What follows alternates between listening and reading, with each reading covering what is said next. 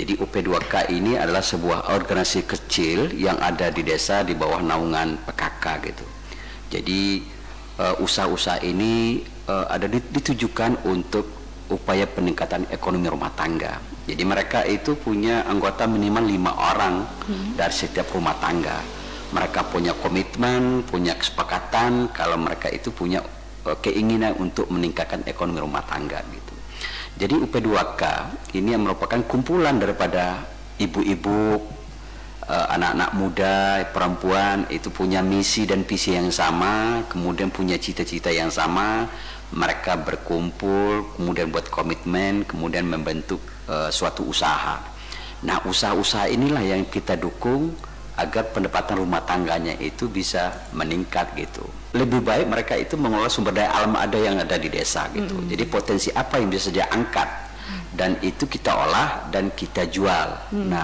Nah UP2K ini bisa membuat sesuatu yang bisa berkembang untuk kegiatan bisnis gitu. Mereka bisa memanfaatkan potensi yang ada dalam desa. Misalnya di desa A ini berada di pesisir bukit. Mereka punya hutan bambu misalnya.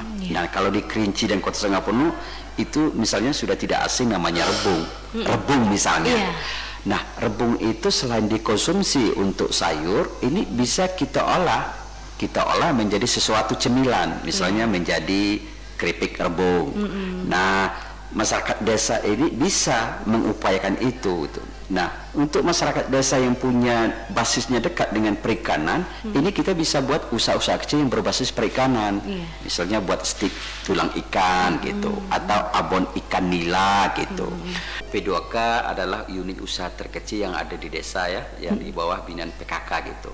Nah usaha ini adalah diciptakan untuk menambah income rumah tangga. Strateginya adalah satu, bangun kebersamaan, kemudian bangun kekompakan, kemudian harus ada misi dan visi yang sama dalam anggota, kemudian transparansi dalam pengelolaan keuangan, dan ciptakan produk dengan menggunakan potensi yang ada di desa kita, bukan dibawa dari luar. Kemudian kita promosikan, kita kreatifkan, dan kita lemparkan ke pasar, dan mudah-mudahan itu bisa menambah income rumah tangga ibu-ibu yang ada di desa-desa.